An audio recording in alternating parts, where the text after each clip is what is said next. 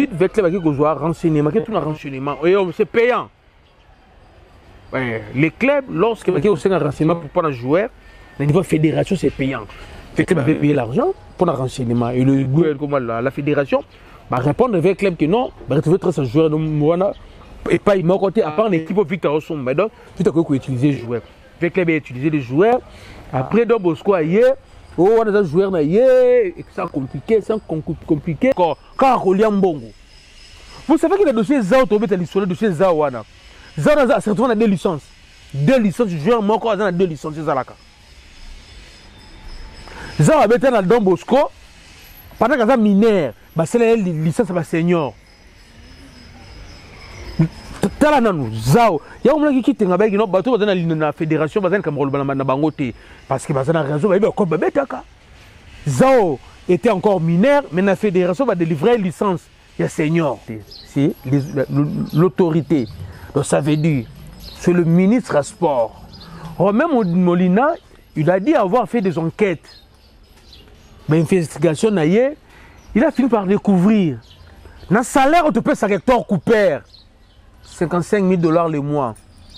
Notre ministre des Sports, Serge Condé, a un pourcentage de 4 salaires. Bandoki. Vous comprenez Bandoki? C'est qui défense, l'accusation, il y a Don Bosco, qui défense avec club, à qui il n'y a pas fédération, à Talia Yoki, la TAS a dit, comment? Le TAS a dit, tel Yoki a tranché. Non, avec club, il y a un problème. Moutouati avec club n'est pas fédération. Comme fédération, c'est l'organe technique. Il y a un Azali censé, Azali contrôle.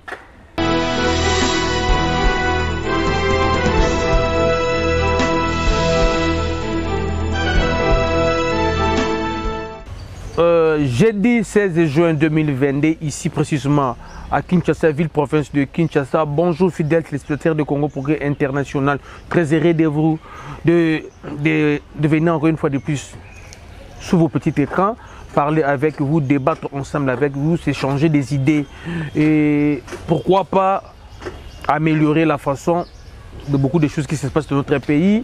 Comme vous savez, c'est notre émission exclusivement sportive. Nous allons parler de sport, mais avant tout, vous savez, la nation congolaise est en guerre. Nous sommes agressés par le Rwandais. Bien que les Ougandais ont décliné cette appellation d'être agresseurs du Congo, ils ont dit qu'ils ne sont pas des agresseurs. Ils n'ont pas collaboré avec les Rwandais pour permettre au M23 d'aller prendre notre Bunaganda, la cité de Bunaganda. Mais nous devons rester vigilants envers les Ougandais. Mais avec les Rwandais, c'est fait contre fait. Ce ne sont pas nos voisins, ce ne sont pas nos amis. On n'a rien à commun avec les Rwandais. Donc c'est fini avec les Rwandais. Peu importe les solutions qui vont venir au niveau de la diplomatie. Rwandais qui est Simbali Soussouté, toujours en guerre, Morales est toujours au zénith, il y a l'armée nationale, il y a toujours l'Icolo. Dengue Boebika qui a patrouillé au Salma Makasi na Ruchuru. Découverte, il y a cache d'armes au monde na Bangomba. Vraiment merci à FARDC, merci à la police nationale, nous sommes de cœur avec vous. Oh, nous comprendre quand Mboka est en guerre, c'est le moment. C'est le moment. Il faut comprendre que Mboka est en guerre. Merci à les joueurs surtout. Nandenge, bozo tweeter, bozo koma pour nous soutenir l'armée nationale. Merci. Merci à Yohan Wissa, moi Mboka. Contre toute attente, malgré la guerre dans le Nord Kivu, au moment où je vous parle, Yohan Wissa est en vacances à Goma. Bravo Djogo. C'est ça l'image que nous voulons pour notre pays. C'est ça ce que nous voulons. Parce qu'ailleurs, on nous dit que non, Congo c'est l'enfer, mais oui, ça va être en Angleterre. Au moment où je vous parle, oui, ça va à Goma. Allez-y comprendre. Vraiment un grand merci. Naba fidèle téléspectateur, il y a Congo Progrès International, base d'Angaï, il y a Angola, vraiment merci. Papa Claude Moupende, de boss au Kito Panda Chala, Nabo Sente président Pakis. Staff Chilamunda Mobimba, Adolphe Mouteba, Chilamunda Nabo Saniote, Nami Kili, bébé Chico, Château Rouge, Bakongola Bobazala 2T. Merci vraiment bébé Chico, coach Chabou. Merci Nabino, l'autre bête ma solo. Excusez-moi vraiment dans le 2 points seulement. Je vais parler peut-être. Dans le solo il y a l'Inafoot, mais dans le 2 points. Sport, moi, dans le football. Dans le but, il y a TAS qui s'oppose entre Vita, Don Bosco, Fédération, Mazimba côté de côté de Masolo Ango, et Norbert Lebinongo, Norbert équipe nationale de Mandambu, na Masolo ya Mbongo, Tokangi ba mi bilisusu, les gens qui complotent contre la nation congolaise. Et après vous allez nous dire que RDC est en bon côté. Vous passez à la télé avec des costumes, des cravates, bien coiffés, bien rasés. Bino de ministre, bino de ministre. Ba panzi bino kuna, le loke bima wa vérité. Ngaya batute. Romain Molina nde yé nem da panzi secret. Bouliaka bokabola mbongo. Hector Cooper. Et qui est bana. Comme vous savez, notre championnat national, ils ont continué à Robetama. C'est ma Robeta, DSMP, Robeta, le Lona Lupopo. DSMP, une équipe sans âme. Je ne sais pas si les joueurs ont prime. Je ne sais pas. Je pense même pas qu'ils ont prime. Les joueurs ne sont pas motivés. Il n'y a pas un président. Comité de crise, les gens qui se trouvent dans le comité de crise n'ont pas d'argent pour prendre DSMP en charge. DSMP, Zana Lubumbashi, c'est le président de Lupopo qui prend DSMP en charge là-bas. Donc, c'est un match à formalité. Kaka. Coupe du Congo Zobanda, bizarrement, Coupe du Congo Zobanda. DSMP, il y a d'autres équipes, Baza, Nalina Foot. En même temps, la commission va sous Coupe du Congo. Maintenant, Lina Foot à lobby, il y a Lina Foot à lobby. Mais l'équipe est dans Lina Foot.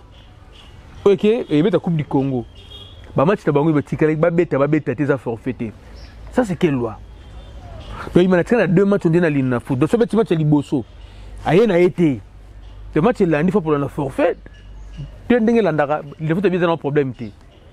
Pour la Imana, Lina Foot, c'est Sili. Pour la Lina Foot, c'est Sili. Donc, on finit par comprendre que non, Lina Foot phase aller pesate. Donc, tout ce qui a phase aller, les alliés, phase retour, ce qu'ils ont exaté. Donc, tout ce qui a kawana. Déjà, Lina Foot a qui Vita, Mazembe, pour Coupe du Congo, pour avoir 3 premiers. Championnat Silité. 3 premiers, pourquoi? Donc on comprend que Boula Lina Foot, déjà que non, les 3 premiers, on a pas kende. Et dès le début, je disais, tout ce qu'on est en train de faire dans Lina Foot, c'est parce que Lupopo vit un moyen président à Tchaki na club, année ni président militaire. Lupopo, son souci, c'était Abeta, compétition africaine cette fois-ci. Comme c'est déjà acquis, il y a un moment où Lina Foot est comme à l'aise. Donc, n'espérons même pas qu'il fasse retour dans le foot. Tout espérons qu'il sauter. Ceux qui font aller ici, les signes, déjà vite à Iman, vite à Mazembe, nous pouvons voir qu'il y a la Coupe d'Afrique. Je pense qu'il y a un Robimane dans la Coupe du Congo. Parce que la Coupe du Congo est à Kinshasa. À Ville-Province, il y a Gentini Mbagango, l'ancien président, il y a un membre, donc allez-y comprendre, il y a le champion du Congo. Donc, c'est pas formalité, c'est ça, ce sont des formalités. Alors, ce sont des choses que nous déplorons dans notre football. Qui peut se Mickey, bazana a besoin de bêta, besoin de titre. Visibilité PPZ là. Mais lorsque les gens dans le championnat, avant même le championnat, j'ai pas gagner les titres. Pourquoi vos autres équipes ça va dépense? Pourquoi? C'est ici que je donne les raisons au président Lambert au Sango. Il y a eu un temps où il avait dit que non, son équipe Ranger n'a envisagé Robert même pas Lina Foot. Parce que Robert et Lina Foot ne connaissent nulle part. À l'époque où Abia a vu supporter l'équipe Yemoko, la meilleure chose qu'on a au Lina Foot. Tant que mon gouvernement, nous avons comme gouvernement Lina Foot. Donc, même la Lina Foot là, c'est comme de tout le monde. Et il y a un premier, ma deuxième. Troisième, c'est le propos, c'est un bal de Imana Potanaka. Imana Kokarane, les sous-tabou, la Coupe du Congo. C'est vraiment les Sony. Les Amazonie, Baba Betera, Kabon Chance Nabango, championnat national. Il y a 6 autres bonne chance na BC Bana Mazembe, les filles de Mazembe, il y a football, bonne chance na bango, total kaka, to bossa ni pété to moni ni neza ko kita makasi, force terrestre bana tango fort moi moi ma ko kita. Vraiment ce qui a retenu là-bas côté wana. Donc Imana abeta une Coupe du Congo. Na Lina Foot pour na Lina Foot et sil nango. Même match abeta dans le propos le dans formalité au Polana et je vous le dis vous allez voir Imana Pola. Le but de parce que c'est sans danger pour DSMP. Et il m'a une ambition de mon côté, mais niveau de l'Ina Foot, ça ne sert à rien. Tout le bani côté wana. Ça passe bandi konangai.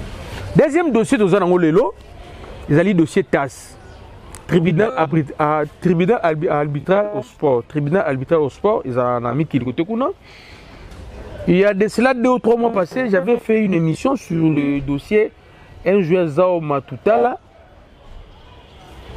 un ancien comment on peut faire, Don Bosco, négligé dans Don Bosco, joueur se retirera na ye, a kendara na suba Chine, subi bandenge ni a kendara na ye, a zongi awa papa, a s'affilier na sima club imona Kinshasa, ouais par rapport avec club a détecté ya s'appelle na ye, avec club avec club avec les joueurs en côté, a juste joueur mon joueur en talent, avec club nga somba ye, comme d'habitude, avec club qui joueur renseignement, qui tout un renseignement, c'est payant.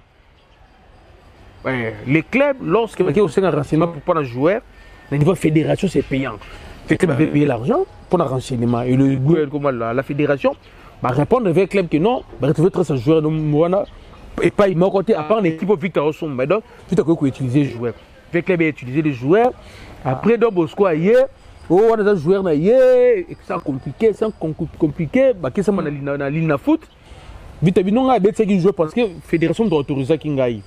Joueur qui prend un gars à l'objet boué.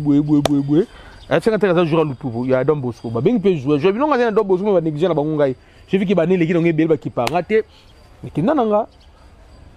Bah la négliger avec la raison. Bah peut ça avec les raisons 3 points match wana.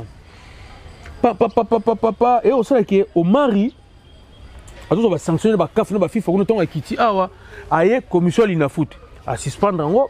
Aye na niveau fédération. À créer. Non, vite à gagner dans l'Ina foot. Bah, qui dans la fédération, vite à gagner qui les sous. Au mari envoyé à chambouler Makambu à créer commission ad hoc. À Zubatouana, l'onglet Batouana a créé commission ad hoc. Et la commission ad hoc, on a traité dossier avec club, voilà, condamné avec club, quand il fait club 9 points. Après, Omar a démissionné. Quand la commission ad hoc n'a pas démissionné, qui n'a pas encore. Maintenant, on a le dossier avec club, à société. Heureusement pour le club, Maman Bessinka Zadazala qui. As la avocate, as appelé vraiment Mami Soumakasi, a mis dossier na TAS. TAS a bien ici 3 parties où ils allaient qui n'a affrontement. Il y avait Don Bosco, il y avait Vecleb, il y avait Fédération. L'INAFoot, mais Fédération qui est organe technique national reconnu. TAS a qui défense, l'accusation il y a Don Bosco, a qui défense avec Vecleb, à qui il n'y a pas Fédération, à Talia Yoki, la TAS a dit. Comment le TAS a dit tel qui a tranché. Non, avec le problème. Nous avons fait la fédération. Comme fédération, c'est l'organe technique. Il y a un censé. Il y a un contrôle.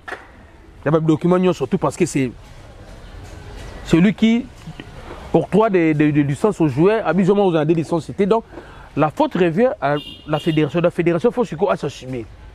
La fédération, c'est avec club. Avec club, il y a trois naïers. Comme TAS a joué avec les raisons, donc a eu décision de la fédération, parce que la commission de Wanga a condamné avec les annulé en gros. A eu fédération, donc c'est la vite à 9 points d'ailleurs.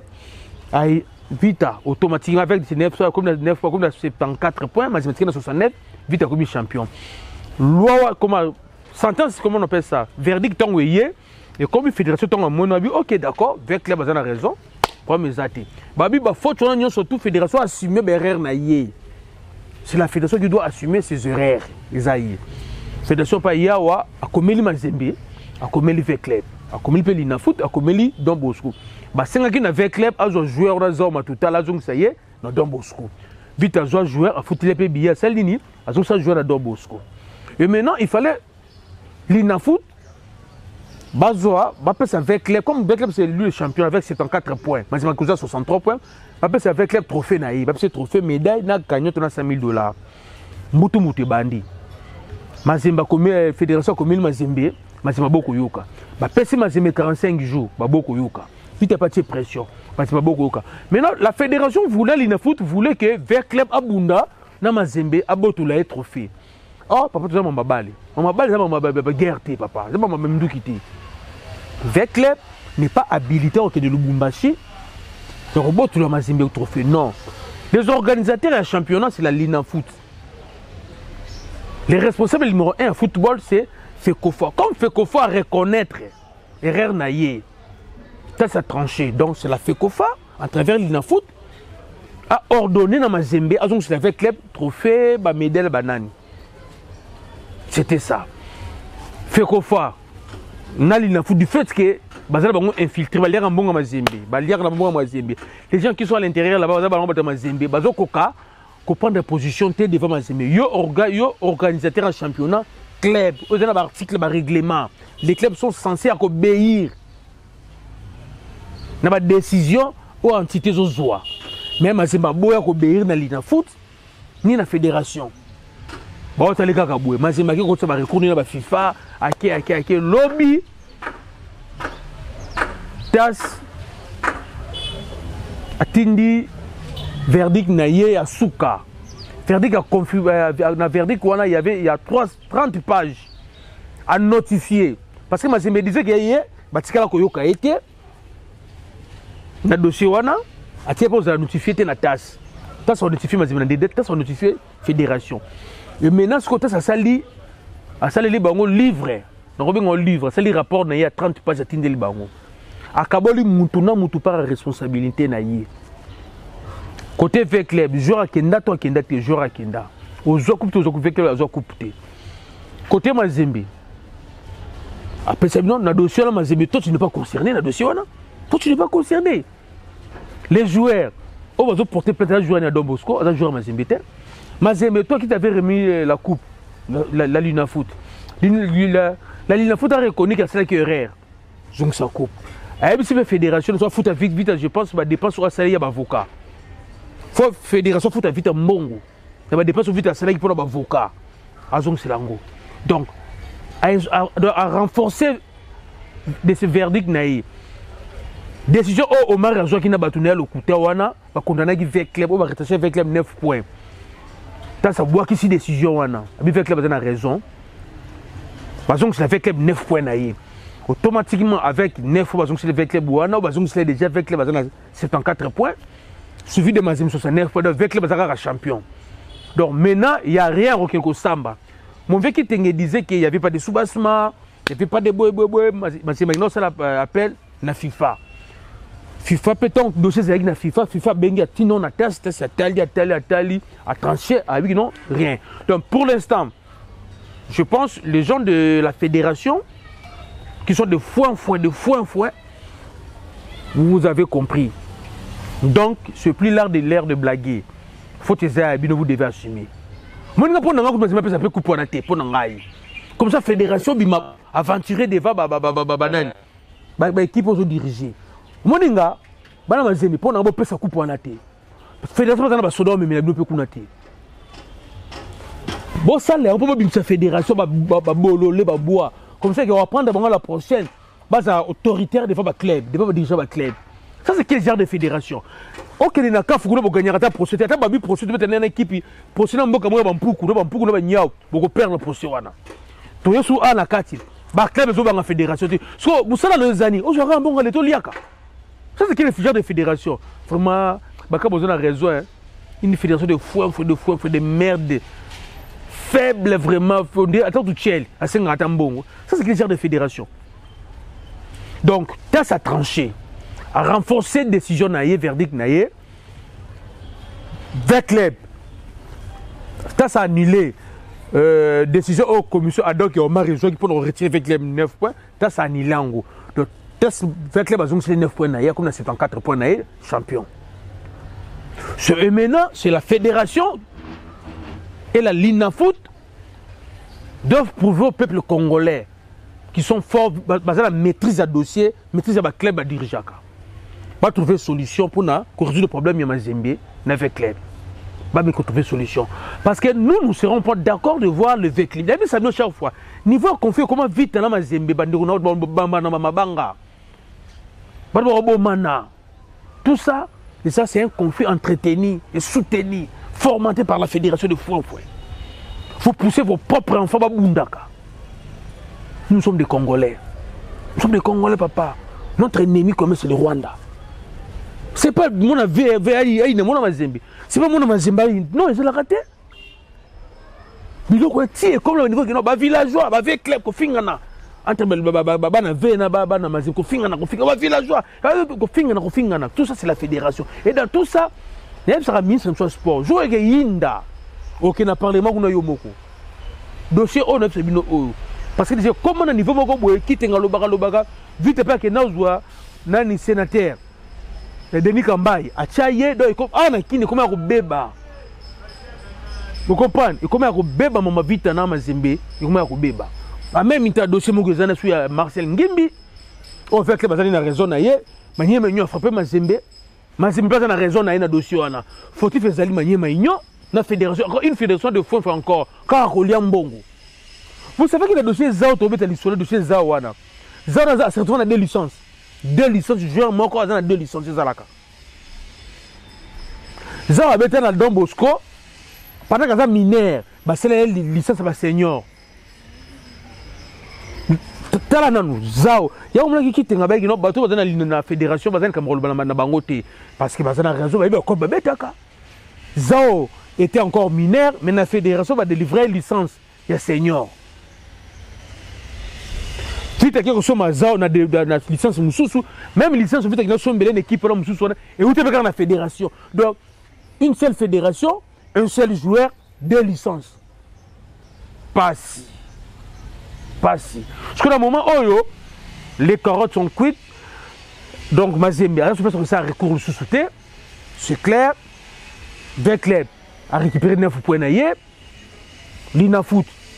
Déjà que tu as notifié ma 20 clubs qui sont champion, déjà notifié la fédération également, et maintenant il faut passer ce qu'on remise en coupe. Alors ça va se passer comment? Championnat par exemple quand on a phase d'aller. Si 20 clubs a mis premier, la phase d'aller haut. Bon, ça il y a des cérémonies. On va passer des médailles, des cagnottes, point d'interrogation. Et si je m'ai mis premier, qu'est-ce qu'on va faire? Bon, on peut passer cagnotte. Bon, après, c'est ma médaille. Je vous le dis, dossier Oyo, tout est fait dans une guerre. Heureusement pour nous, la fédération, la petite soukouma baba kende kaka. Baba kende, bana veya, bana mazembe, bochana se. Vite, ça a un problème mazembe. Mazembe, ça a un problème na vite à te. Problème na niveau à Fekofa. Fekofa, oh, mazembe lobake, il va couper mutu, il va passer à couper, ça n'a l'ina foot. Fekofa, qui va solo la mazembe. Va trouver compromis na bango. Namazembe va remettre avec le couple naïe pour évoluer. C'est ça. Le dossier, ma morceau des alliés sous-soutés. Faute, il y a la fédération. Quand tu as sa lobby, fédération a s'assumer. A s'assumer. A foutre vite à ma mande. Le dossier, wana donc. Tout le dossier, wana. Tu continues le dossier, oyo. Je pèle sa moto. Bande konangai. Bando qui va se n'amboko yo. Bando qui va se n'amboka ou bande konangai. Ici sur le même plateau, na caméraman nangai,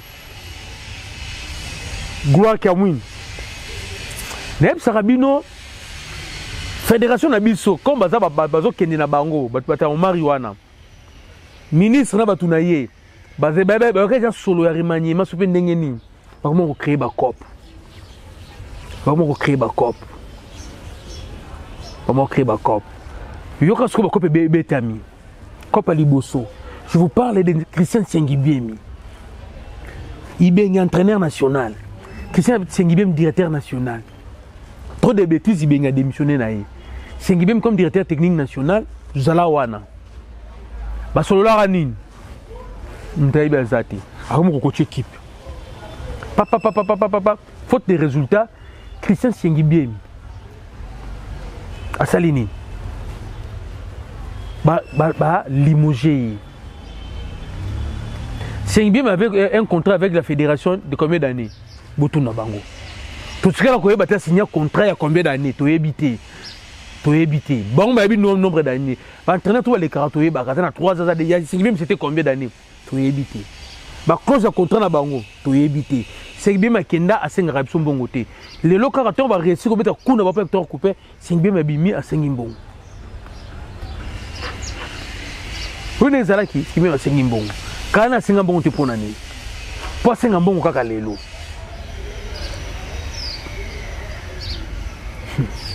Papa, ils sont bons à l'état. Mais, vous aurez un bon année honnête. Contrat, ils ont lié fédération à Bisso. Na Sengibiemi. Na ministre à l'époque. Faut que mon contrat n'a pas de Sengibiemi bon. Je pense que na FIFA ko défendre biso parce que je suis na FIFA. Faut pas brandir contrat wana. CG Okito Zala Maïli Nabatou Oyo. Zala Maïli Nabatou Oyo. Pourquoi Badak la Senga Mboto Senga Monga Siko? C'est parce que Badjo Oyo, Beti Kop le bon Hector Cooper et Simbi, Baby que budget à sport c'est 27 millions. Auparavant c'était 2-3 fédérations. Secrétaire général du sport Batia pression. Comment 11 fédérations au Mozambique. Comme avec Babel à 600 000. Hector Cooper, bon 120 000 la commission. Bana la commission yana ministre dans la 4, maintenant ministère, la fédération la commissionnaire naïe. Bah moi on dit que on faible, mais monsieur de ça 5 bien. Vous comprenez? Même si de ça 5 bien. 5 bien qui se plaint, il dit que Azalara a la primité. Tu as évité papa Rangai. La primité dans Dengeni. Le temps de lettre la Mouki. Il y a un journaliste d'investigation, un français, il s'appelle Romain Molina. Romain Molina, je pense Yeyo. Gloire qui m'a dit Romain Molina, pas mon Romain Molina Yeyo. Boébi, c'est une investigation trop, blog et belé. Romain Molina, l'interview, il a dit ceci. Abi, le mal dans le football congolais, ils ont donné un entraîneur, c'est l'autorité. Donc ça veut dire, c'est le ministre à sport. Romain Molina, il a dit avoir fait des enquêtes. Mais investigation, il a fini par découvrir. Dans le salaire, on te paie ça Hector Cooper. 55 000 $ le mois. Notre ministre des Sports, Serge Condé, a un pourcentage de le salaire. Bandoki. Vous comprenez, Bandoki? Donc, chaque mois, si on paye 550 000 $ à Hector Cooper, Serge Condé a un pourcentage. Notre ministre des Sports a un pourcentage. J'avais dit ça ici. On a 3 combats. Le premier combat, à 25%, c'est Hector Cooper. Pourquoi Hector Cooper? Parce qu'il a partisé avec des diables, avec les démons. Les gens qui tuent notre football. Les gens de la fédération et les gens du ministère. Il y a dans 25%, on n'est pas congolais qui est. Il y a 50% à combat Nabiso, les gens de la fédération. Parce que les organes techniques, il y a 25%. C'est le ministre des Sports, parce que mon gars était bimarapan. Alors, le ministre des Sports, il y a des problèmes. Tu peux rejoindre. Maman n'a pas soukou mara siko. Soukouma. Tina soir. Va révoquer. Siko yo, Romain Molina lobi ango. Abi, c'est pas important de révoquer ma entraîneur. C'est pas important. Le grand problème, les autres ont sommet. Le ministère des Sports. Le ministre des Sports aura un pourcentage de salaire. Il y a Nania, Tipo, il y a Hector Cooper. Beaucoup de gens ont la ménopause technique et tactique. À côté de la période de ménopause technique, nous sommes dans la ménopause, nous sommes dans la ménopause en concevoir le sous-souté. C'est Hector Cooper, il y a la ménopause technique et tactique. Alors, le football archaïque, c'est hors des arrêts 1 mètre. Il y a moyen de l'ébisson. Sauf l'état football mbongo, selon Romain Molina, l'investigation de Sali, le ministre de l'Institut de Mondam. Dans le salaire, on a une interview dans tel dia on a dit oh même si comme tout le bela déjà la base fait que pourquoi j'ai dit ça la base fait que nous partout dans le monde tout le barilo comme moko bandiko nangai nous on avait trouvé ça louche. Hector Cooper une fois alors tu peux toi aller signer contrat il a commencé par voir le ministre. Hector Cooper n'a pas de lien avec le ministre papa nangai. Les patrons les boss direct Hector Cooper c'est le directeur technique national. C'est le directeur technique national. C'est lui qui connaît l'âme de l'équipe. C'est lui qui connaît la philosophie. C'est lui qui connaît les joueurs. C'est le directeur technique national. Qui est le boss, les chefs, les patrons directs qui entraînent l'équipe nationale. Donc, en principe, lorsqu'on a besoin d'un entraîneur, l'entraîneur, en principe, devait d'abord passer par le directeur technique national. Le directeur technique national va lui présenter, va lui briefer. Notre football, c'est ça, c'est ça, c'est ça. Avant toi, ton prédécesseur avait fait ça, ça, ça, ça, ça. Tout ça, va jouer boué. Alors maintenant, notre monsieur Zali boué. Nous avons estimé que yo et que Kokango. Ceux qui habitent d'accord dans Kokango, bon, ça la réunion à niveau, il y a un comité de la FECOFA. Et c'est la FECOFA qui est habilitée à comme entraîneur. le ministère, après avoir au solo là, le ministère, qu'on présentait le ministère, les conditions aux entraîneurs à PSI. L'entraîneur donne des conditions par rapport aux conditions que le directeur technique va lui donner, va lui présenter. Donc, en amont, on doit commencer par les directeurs techniques qui va lui dire que non, biso to lingio, pour le kambu boye. Tozana moyen boye. Ok, abiso le directeur technique, ok. Si vous voulez que ça alors on a binonga na lingi boye. Comme c'est pas le directeur technique va prendre ça en charge. Engagement wana. Alors sur le président de la fédération. Président de la fédération on reçoit document tindeli ministre. Ministre Rotalango, atali solili na ministre ya mboka, premier ministre mboka par rapport à budget mboka. Si c'est bon, OK, fédération va même entraîneur, pas ministre. Parce que l'argent, c'est bon à l'État. Et l'issue il y a l'État. Dans mon sport, ils n'ont pas ministre. Après, c'est le temps pour la bongo. Mais avant que Hector Couper, ce n'était pas ça. Il a commencé directement par le ministre. Parce que maintenant, ça va quoi pas mon salaire. À qui sur la fédération, vous pensez que la fédération est quelqu'un mobimba? Parce que Santos Moutoubile, Djal Mazali. À quoi tu es mobimba? Si vous avez ça qui est kakati, tu es bani namboka ou bandi konangai. Parce que Djal Mazali est mobimba. Il y a un moment qui est Hector Couper. À combien de bindima? Un sélectionneur national. Un sélectionneur de joueur team. Azoya préparation à matinée mon va jouer. Bon joueur il y a 3 jours avec 3 jours avant. Allez-y comprendre. Donc notre ministre Serge Condé. Bato wa kansa qui nous contre yo. Romain Molina pandi yo. Alors oui que non. Le salaire ya Dan comment il s'appelle? Hector Couper yo aura pourcentage. Donc tout on a besoin de changer. Mama bali na mboka o to bana kolongola yo parce que yo comme peste.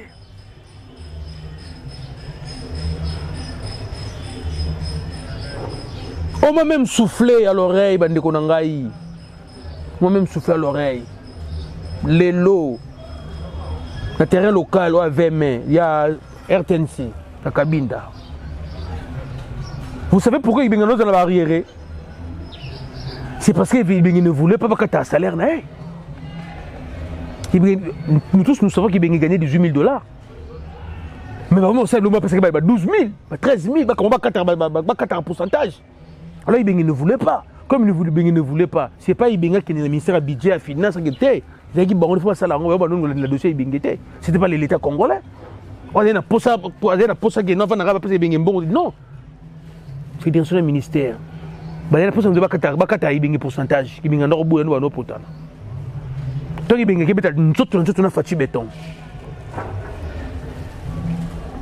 Tant non nous tout qu'on soit Chan. Ouais. Tant tout dans Chan il y a Rwanda. Il y a une autre foutre je pense 6 mois en balamona raïs. Depuis à partir à Rwanda bien Joyo comment beaucoup mettre d'autres na ibenge. Parce c'est le même problème avec Claude Leroy. Il a été combattu ici c'est parce qu'il y a sur la raïs dans téléphone.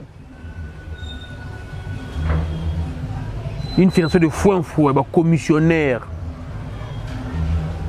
Bandoki, tel le personne Mimi Bale, du coup la commission Nabino. Vous êtes en train de construire des maisons, d'envoyer vos enfants d'aller étudier en Europe, en Afrique du Sud, envoyer vos femmes en vacances à Dubaï, dans le monde du peuple congolais. Nzambe, Bandok le bon Zika tako Zika. Parce que bon on a besoin surtout.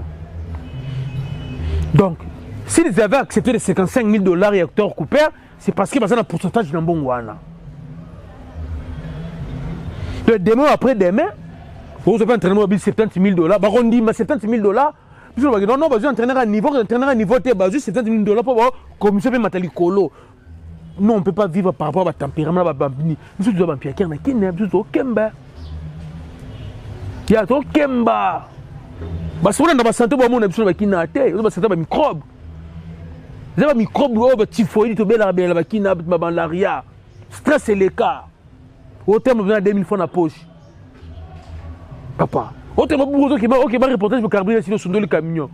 Aux yeux, mon temps, qui est un peu de Na osonol makarako carburant peli ma rouge petit carburant vidéo ko pe carburant te. Donc embati. So tika ba jomo ko boye. Na sima ba souffrance na biso. Ba no so ko fona est parce que ça là ba complot. Pour ba lia kambongo. Et lelo bana tout ya base fait ko di to fon la misu. Mon bon Christian sengi bien. Faut tout monde clair. Ce qui contrat zalité entre Christian sengi bien la Fédération congolaise de football. Ba signer un contrat té. C'est jo kito. Faut qu'il y ait na CAF. Ba engagé ba en charge. Ba to engagé qui est. Faut tout monde contrat wana. Et contrat faut tout monde faut ministre au à l'époque a confirmé ce contrat wana. Parce que le contrat est bien, tout le monde il a remplacé bien contrat des arts. Surtout résilier le contrat naïe. Faute de quoi on appelle ça? Faute de résultats. Pourquoi on a la vanne? Bah master quand on va dans la fédération, on va dans le ministère, bah non au coach, yo beaucoup na bondeni. 27 millions de euros. Encore bah qui IGF. Tout le monde a une recette il y a 900 millions par mois. Donc na 12 mois on comme 10 millions 800 10 milliards 800 millions de dollars. Je pense que le budget a balé ou matali susu. Ba yebi ba solo wana. De ba yo zo buko na bondeni. Tela couper a bendi là. Yo pe yaka. Bena 125 wana. So yo ba pesa 125 mi tout na couper ba pesa bon par rapport au reste ya banine. Si ba pesa 125 par rapport à quoi? Yo pe benda là 125 na yo zo c'est 50 000 75 000 ka le ministère na fédération. Yo cop. Donc comme mbongo solo ki bunda na guerre, bilongo linga buboli yaka l'état mbongo. Vraiment c'est jo kito. Il commence à bien au télémélango. Télémélango, na côté qui demande, il y a intervenu ces jours qui nous il a répondre ngai. Si c'est bon au moins ces jours qui comme vraiment ça moi passé à dépasser le plateau non il y a pas dans l'année na bureau na tout naé. Ce que ça ndengeni makambwana. Ça passe. Ça passe. Ça passe bandiko na ngai. Jusqu'à où va continuer à manipuler abatu boy. Vous savez, comme il y a la fédération, on a vu sur l'élection, il faut ça la maana. Il y a 3-4 jours passés, dans la fédération, on a tripoté l'article pour ne pas permettre à Chabani non de postuler. Mais je vous le dis, papa, on n'a pas que Chabani qui va postuler. Si on va bloquer Chabani non, d'abord il ne va pas postuler. Il ne mérite pas postuler. Christopher Wallé ne va pas postuler. Vous êtes là? Oh, postuler la poste. Donc ça ne sert à rien. Ça ne sert à rien. Tous les anciens joueurs, comme vous savez, peut-être la FIFA avait demandé à nos anciens joueurs de booster le football congolais. Entre Bango, je pense, pour Aziz Makoukou là, un chef de file. Mais Boz a toujours uni. Nous, on a besoin, il y a un ancien footballeur de la fédération. Peut-être l'administration, ils ont 5 fois, mais au hasard, il faut balongwa. Bango sous-souté. Papa, moi, la fédération des abous, attends, tu as combat, tu as posé les sous-soutés. Moutounion sont tout caca. À travers nos marques, la fédération a posé les attends, tu as combat à Libanda. Tu as posé la bangote. Parce que c'est toujours moi qui dirige. Donc, vous comprenez que nous avons beaucoup de choses. Pas ces alliés. Romain Molina a Kangi 1500 sports Moïbi.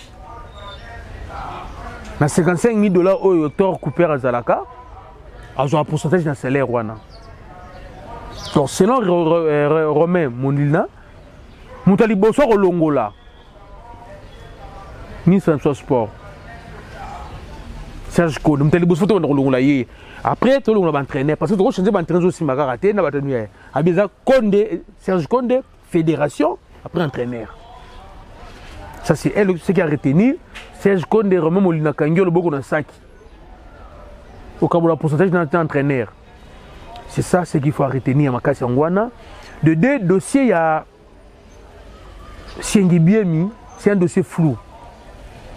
Il faut que le contrat naïe. La clause de contrat naïe. Il faut que le contrat naïe. Parce que le dossier est na CAF. Il faut que le de FIFA, il faut que le photo kinde. Comme ça, il faut que le contrat naïe. Troisième, ce qui a retenu aujourd'hui, Zali, dossier V Club, Don Bosco, Fédération, Linafoot et Mazembe. C'est un dossier Moro déjà ici. Il n'y a rien. Il y aura débat sur ce dossier-là. TAS a confirmé le verdict Néa Liboso. A annulé les sanctions parce que V Club a perdu 9 points. Donc V Club a récupéré 9 points. On a 74 points. Donc il est dans un champion. Déjà, déjà notifié la Fédération de Linafoot. Donc on va confirmer Kaka. Maintenant, ce n'est pas avec Club qui nous coupe dans Mazembe. Et ce n'est pas Mazembe qui répond de V Club. C'est maintenant la Fédération de Linafoot va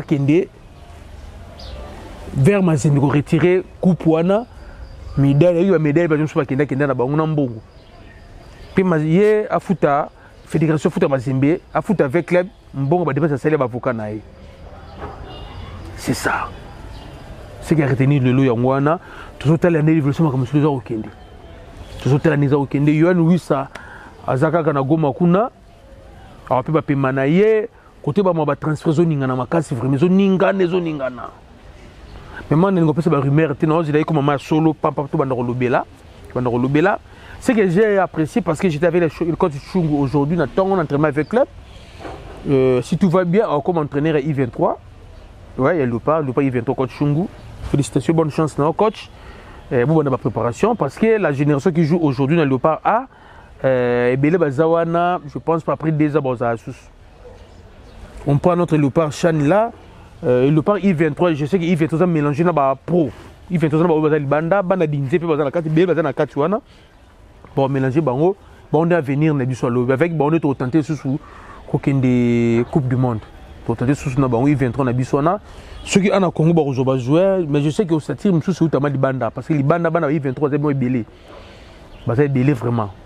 Bazali belé nzamba sunga bali na biso bande kona partout bozabo lemba masolo masanoté. Président ya basket yana abundi to tche poto asuki a décroché stage na Turquie. C'est bien papa, bobo lembate. Vraiment batutu o bazo kanisa ba athlète en Congo. Toujours continuer à réceptionner ba biloko ba koldenge zoya, tout ça la cérémonie de remettre batu ba biloko na bango. Ceux qui aux alliés, toujours continuer à lancer SOS wana silate. Chose un équipement sportif, n'importe quel sport, surtout, bien le numéro Congo c'est mon numéro WhatsApp également, pour solo là. Luka comme c'est l'anga, on a la ballon, on a la varese, on a la boutine, on a la palette ping-pong, on a la kimono, l'autre tout on a nango kaka. Tennis, sport, surtout on a nango. On a même la bloc roller là, il y a kaka nango, ta vélo pe sakaka. Donc le club on a bazang équipement pour pe sabango pour l'intérêt en boka. Balekende Liboso, merci vraiment à papa Kisindi Issa, États-Unis, Kounesko Zali. La personne beauté, merci à Gabi Lokanda, Bambota trop.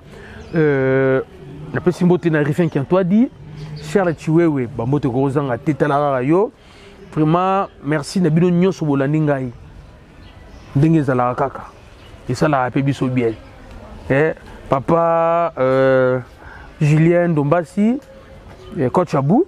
Talaka yo kozanga jamais coach Abou yo kozanga jamais ben je t'ai dit là bambota trop bino nyo surtout bambota trop vraiment base fait kodi bino tout botelema pour clore tant que tu peux si couper on a bon on est na noté OK pe na noté ata ko coacher na été mdozala na ba ezala muni zaira mais papa surtout moni zera na ba match ebete mate nzambe surtout monika moni zera na ba usaba avancer mutu imana benga na ye akila Tanzania ba bengani azo le prendre na biso wa kutu ba jogo ba probo yati merci vraiment.